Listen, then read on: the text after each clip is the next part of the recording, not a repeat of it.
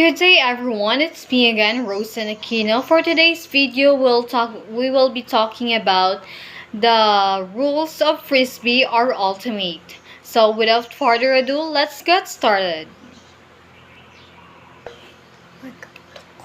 But before we proceed to the different rules of Ultimate or Frisbee, we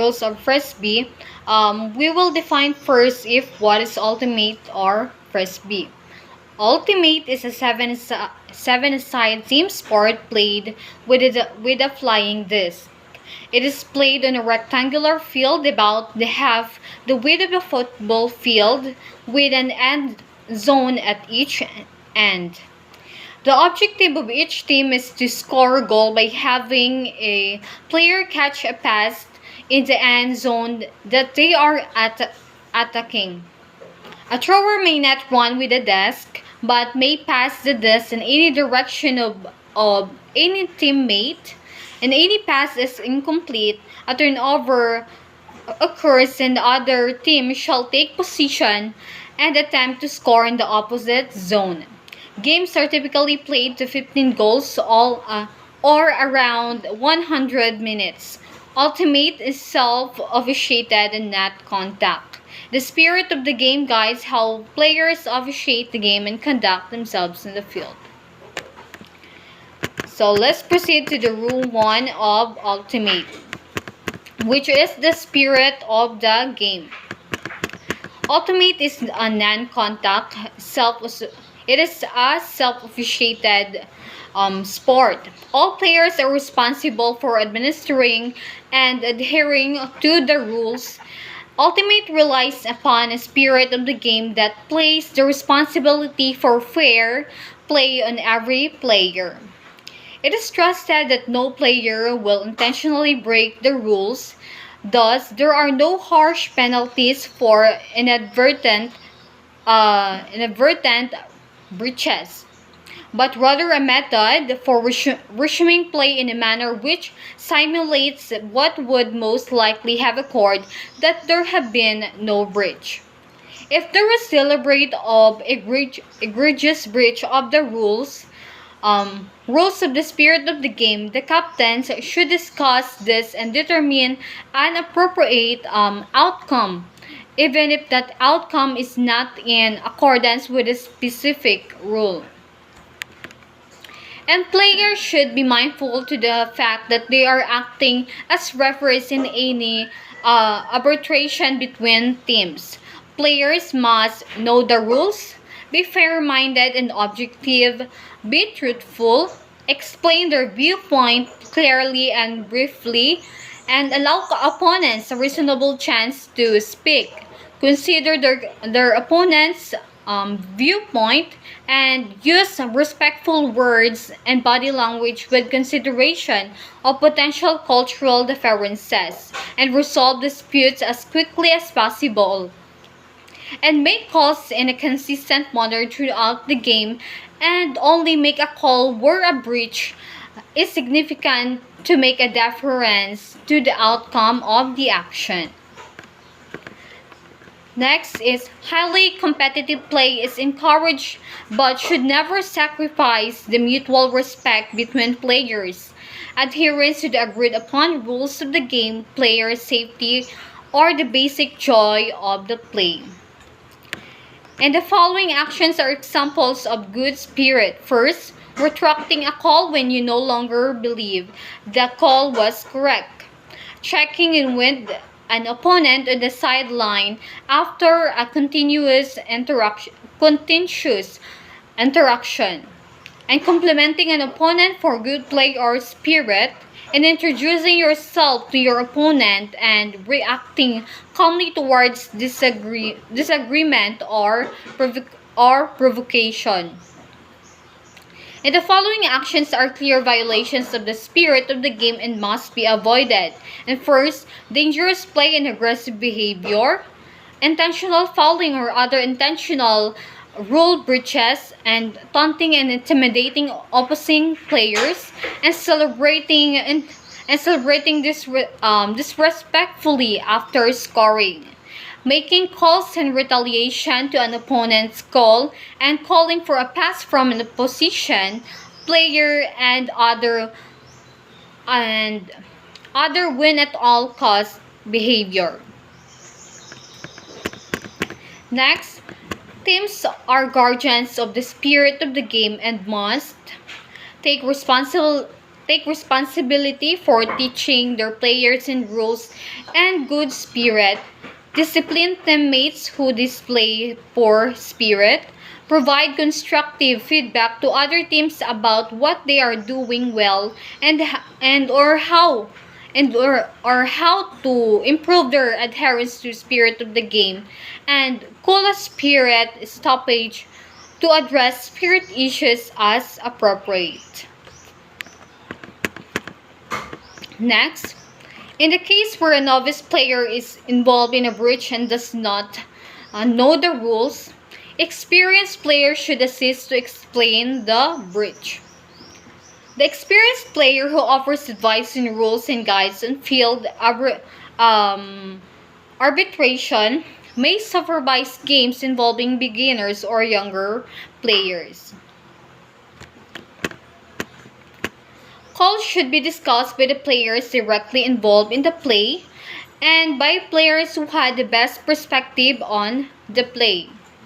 Next, if a player who was not directly involved believes that a teammate has made an incorrect call or caused a foul or violation, they should inform their teammate. Non-player support from the captains should refrain from getting involved. However, players may seek other people's perspectives to clarify the rules and to assist player to make the appropriate call. Next, players and captains should are solely responsible for making or resolving all calls. And if after discussion players cannot agree or it's not clear and obvious what occurred in the play or what would most likely have occurred in the play, and that this must be returned to the last non-disputed thrower. Rule number 2. In the playing field. The playing field is a rectangular area with dimensions and zones as shown on Figure 1 and should be essentially flat, free of obstructions, and afford reasonable player safety. And the perimeter lines surround the playing field and consist of 2 sidelines along length and 2 end lines along width. The perimeter lines are not part of the playing field, but the goal lines are the lines that separate the central zone and the end zones and are part of the central zone. The brick marks are the intersection of 2 crossed 1 and 1 meter lines in the central zone located a distance equal to the length and the zone way from each goal line midway between the sidelines. 8 brightly colored flexible objects such as plastic cones mark corners of the central zone and the end zones. And the immediate surroundings of the playing field shall be kept clear of movable objects.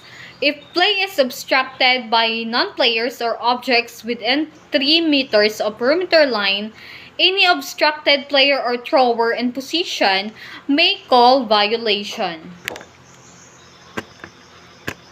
Rule number 3 and equipment. Any flying disc acceptable to both captains may be used. The WFDF may maintain a list of approved discs recommended for use. Each player must wear a uniform that distinguishes their team, and no player may wear items of clothing or equipment that reasonably could harm the wearer or other players or impede an opponent's ability to play. Rule number 4. Point, goal, and game. A game consists of a number of points. Each point ends with the scoring of a goal. A game is finished and won by the first team to score 15 goals, and a game is separated into two periods of play called halves. Halftime occurs when a team first scores 8 goals, and the first point of each half starts when the half starts. After a goal is scored, and the game has not been won or halftime has been reached, the next point starts immediately. The teams switch the end zone that they are defending, and the team that scored becomes defense and pulls next. Rule 5, which is the teams. Each team will put a maximum of 7 and a minimum of 5 players in the field during each point. Each team must designate a captain and a spirit captain to represent the team. And a team may make unlimited substitutions after a goal is scored and before their team signals readiness for the pool. For the rule number 6 is a starting game. Representatives of the two teams fairly determine which team first chooses either whether to receive or throw the initial pull or which end zone they will initially defend. And the other team is given the remaining choice, and at the start of the second half, these initial selections are switched. Rule number 7, the pull. At the start of the game, after after a score, play commence with a throw by the defense called a pull. Teams must prepare for the pull without reasonable delay. The pull may be made only after both teams have signaled their readiness by having the puller and a player on offense raise a hand above their head. After signaling readiness, all offensive players must stand with one foot on their defending goal line without changing location relative to one another until the pull is released. After signaling readiness, all defensive players must keep their feet entirely behind the vertical plane of the goal line until the pull is released. If a team reaches 7.3 or 7.4, the opposing team may call a violation or offside. This must be called before the offense touches the desk. 7.8 still applies. And if the defense chooses to call offside, the thrower must establish a pivot as per 7.9 and 7.10, 7.11, or 7.12, and then play restarts as soon as possible as if a timeout had been called at that location. If the offense chooses to call offside, they must let the desk hit the ground untouched and then resume play as if break has been called. No check is required. As soon as the desk is released, all players may move in any direction. No player in the defensive team may touch the desk after pull until a member of the offensive team contacts the desk or the desk hits the ground. If an offensive player inbounds or out of bounds, the desk before hits the ground and the offensive team fails to subsequently establish position, that is turnover, a drop, pull. If an offensive player catches the ball subsequently established position, they must establish a pivot point at the location on the playing field nearest to where position is established, even if that pivot point is in their defending end zone.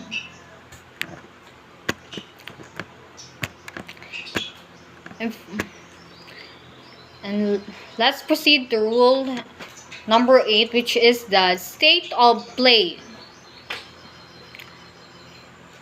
Play is dead and no turnover is possible. After the start of a point, until the pool is released, when the desk must be carried to the 5-out location after the pull or turnover until a 5-out point is established. After a call which stops the play or any other stoppage until the desk is checked in, or after a desk hits the ground until position is established by the appropriate team. Players are allowed to move during dead play unless specified otherwise. And play that is not dead is live. Players are allowed to move during dead play unless specified otherwise. The thrower may not transfer position of the desk during the dead play to another player. If in attempting to stop such a desk, player significantly alters desk position, the position may request the 5-out. The 5-out point be established at the location where the desk was contracted. After a turnover and after the pull, an offensive player must move at walking pace or faster to directly retrieve the desk and establish a 5-out point. Rule number 9, which is the stall count. When we say stall count, the marker administers stall count on the thrower by announcing stalling and then the counting from 1 to 10. The interval between the start of each number and the stall count must be at least 1 second. The stall count must be clearly communicated to the thrower. The marker may only start and continue a stall count when play is live or until a 5-out is established after a turnover. They are within 3 meters of the thrower's 5-out point or the 5-out location if the thrower is not at that location and all defenders are legally positioned. If the marker moves beyond the appropriate 3-meter radius or a different player becomes the marker, the stall count must be restarted at stalling 1. Restarts at stalling 8 rather. Stalling 8. After all other calls including peak, the stall count restarts to maximum of 6. However, if there is call involving the thrower and separate a receiving bridge, the disc is returned to the thrower. The stall count is resumed based on the outcome of the call involving that thrower. If there is a violation called related to the check section 10, the stall count resumes at the same count that was determined prior to that violation.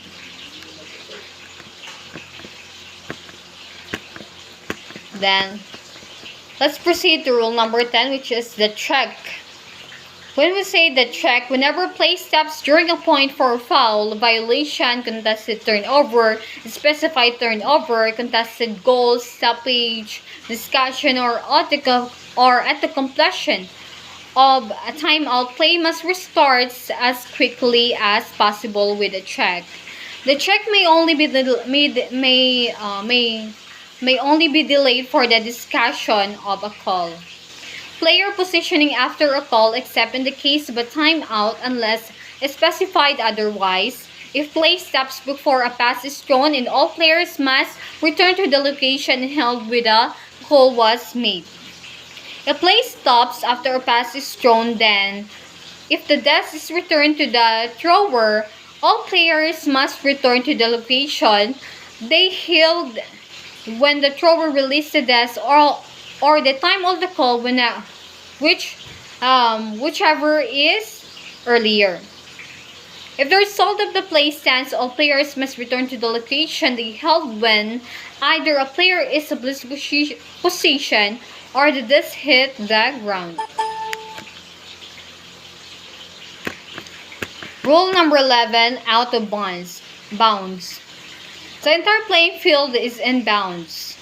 The perimeter lines are not part of the playing field and are out of bounds. All non-players are out of bounds area. The out of bounds area consists of the ground which is not in bounds and everything in contact with it, except for defensive players who are always considered in bounds. An offensive player who is not out of bounds is in bounds. An airborne player retains their in-bounds, out-of-bounds status until the player contacts the playing field for the out-of-bounds area.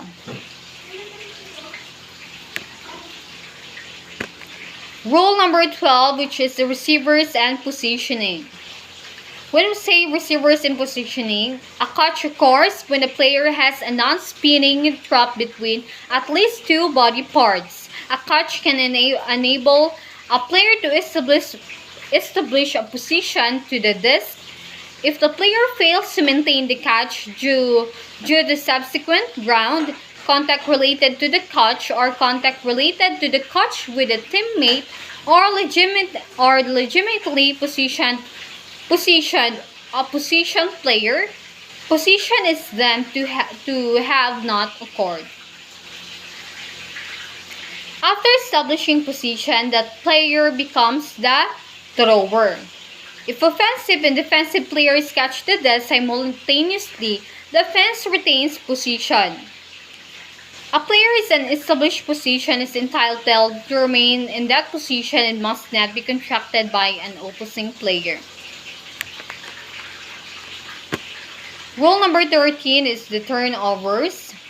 A turnover that transfers the position of the disc from one team to the other occurs when the disc contacts the ground while it is not in position of an offensive player, a down. However, it is not down if a receiver catches a pass before the disc contacts with the ground and maintains the catch while the disc is in contact with the ground. A defensive player establishes position of a pass or an interception. As the disc becomes out of bounds, an out of bounds or out, or during the pull the offense touches the disc before it hits the ground and subsequently fails to establish position of the disc, a drop pull. A turnover that transfers position of the disc from one team to other with the results in the stop page of a play occurs when there is an accepted offensive receiving foul or the thrower has not released the disc before the marker first starts to say the word 10 in the stall count as stall out. The disc is intentionally transferred from one offensive player to another without ever being completely untouched by both players, a hand over.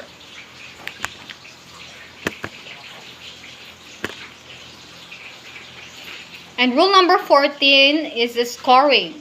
When we say scoring, it is a goal. It is a goal if an unbounced player catches a legal pass and all their ground contacts are entirely within their attacking end zone, and for an airborne player, all of their first simultaneous points of ground contact after catching the disc are entirely within their attacking end zone, and they subsequently establish position of the disc and maintain the catch throughout all ground contact related to the catch. Note of 12.1 and 12.1.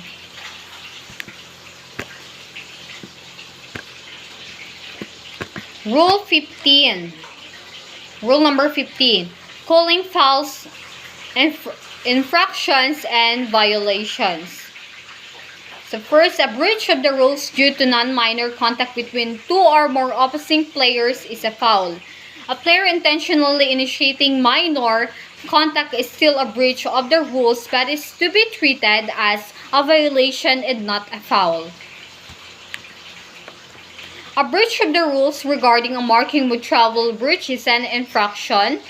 Infractions do not stop play because every other breach of the rules is violation. Only the player fouled may claim a foul by calling by calling foul. In general, only the thrower may claim an infraction by calling the specific name of the infraction. However, any offensive player may call a double team and any defensive player may call a travel infraction.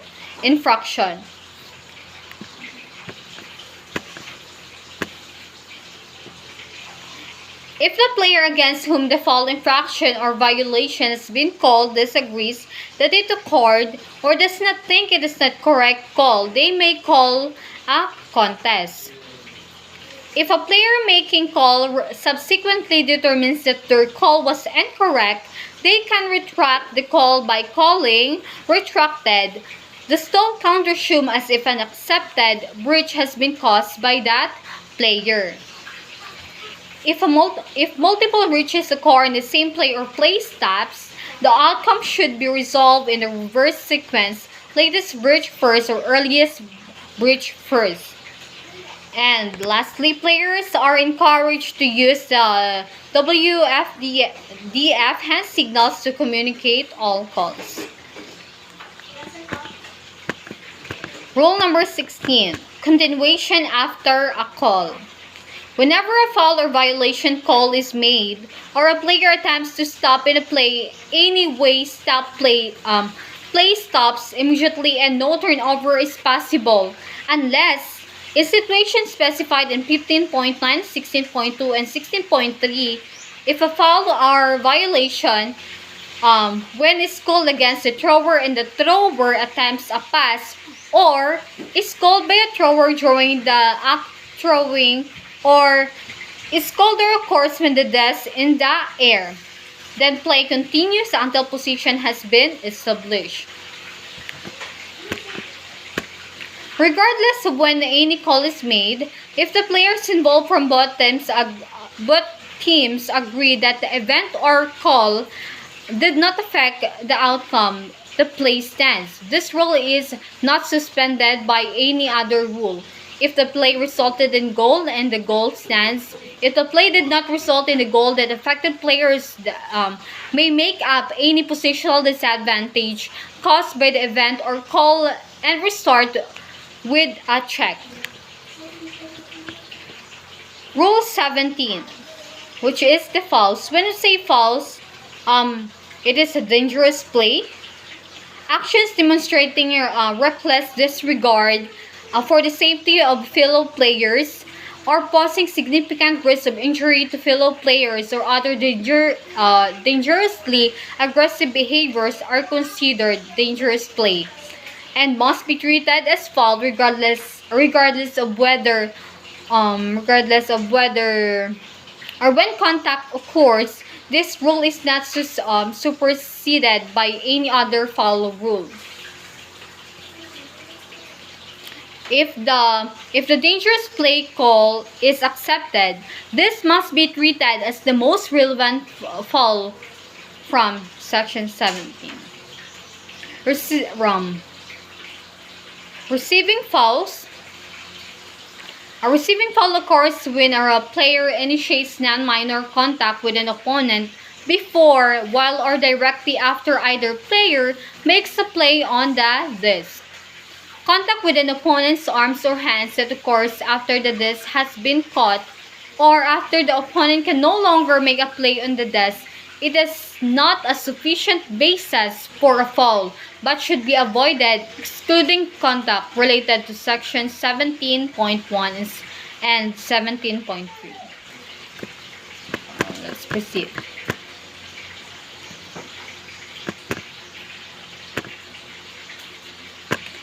Rule number 18. Infractions and violations. Marking infractions. Marking infractions include the following: fast count, the marker starts or continues the stall count illegally and does not start or start the stall count with stalling, does not counts in less than 1 second intervals and does not correctly reduce or reset the stall count when required, or does not start the stall count from the correct number. Next is straddle. A line between a defensive player feet comes within one desk diameter of the thrower's pivot point. Desk space. Any part of the defensive player is less than 1 desk diameter away from the torso of the thrower. However, if the situation is caused solely by movement of the thrower, it is not an infraction. Next is wrapping. A line between the defensive player hands or arms comes within 1 desk diameter of a thrower's torso, or any part of a defensive player's body is above the thrower's pivot point. However, if the situation is caused solely by movement of the thrower, it's not an infraction. And it's not an infraction also. Double team. A defensive player other than the marker is within 3 meters of the thrower's pivot point without also guarding another offensive player. However, merely running across this area is not a double team. Next is vision. A defensive player uses any part of their body to intentionally obstruct the thrower's vision. A marking infraction may be contested by the defense, in which case play stops. If a pass has been completed, a contested or contracted marking infraction must be treated as a violation by the offense, and the desk must be returned to the thrower.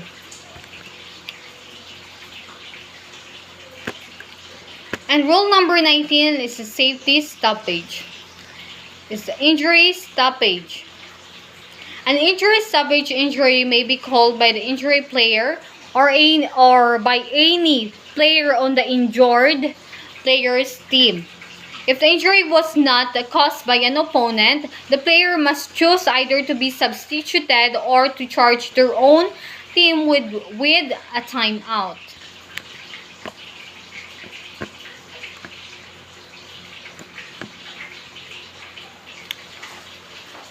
And let's proceed to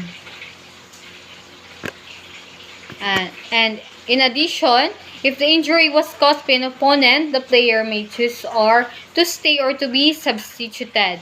If the injured player had established position of the desk and the player has dropped the desk due to injury, that player retains position of the desk. The injury stoppage is considered to have been called at the time of the injury unless the injured player chooses to continue play before the stoppage is called.